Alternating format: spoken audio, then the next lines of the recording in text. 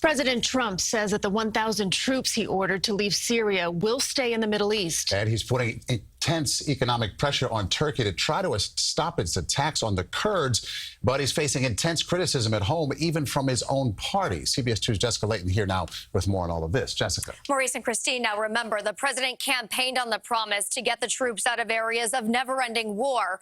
But a lot of people are saying that is spawning an even worse crisis in Syria.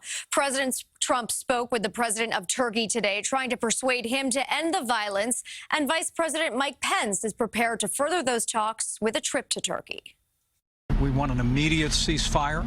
The Trump administration getting tough on Turkey after a violent Turkish offensive in northern Syria left the region in shambles. With chaos erupting and Kurdish casualties piling up, it is a scramble to get out, even for journalists who cover conflict for a living. And the last thing we want to do is get stuck here. President Trump made it very clear that the United States is going to continue to take actions against Turkey's economy until they bring the violence to an end. The president's punishments will include sanctions against current and former government officials in Turkey, a 50% tariff on steel, and a cease of negotiations on $100 billion in trade. Still, some Republicans wonder if it will work. I think it is not necessarily going to prevent Turkey from doing what they're doing.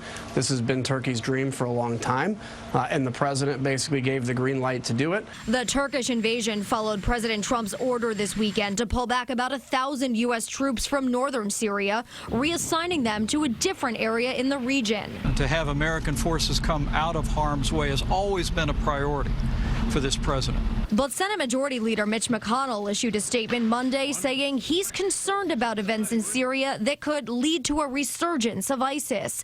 Some of the nearly 11,000 captured ISIS fighters and their supporters have reportedly escaped. President Trump tweeted, "Anyone who wants to assist Syria in protecting the Kurds is good with me, whether it is Russia, China, or Napoleon Bonaparte. I hope they all do great. We are 7,000 miles away." Now, House Speaker Nancy Pelosi says Congress should pass a joint resolution overturning the president's decision to withdraw the troops from Syria. Both parties in Congress are now working on a sanctions package to punish Turkey that would be separate from any action taken by the White House. Christina Maurice. Okay, Jessica, thank you.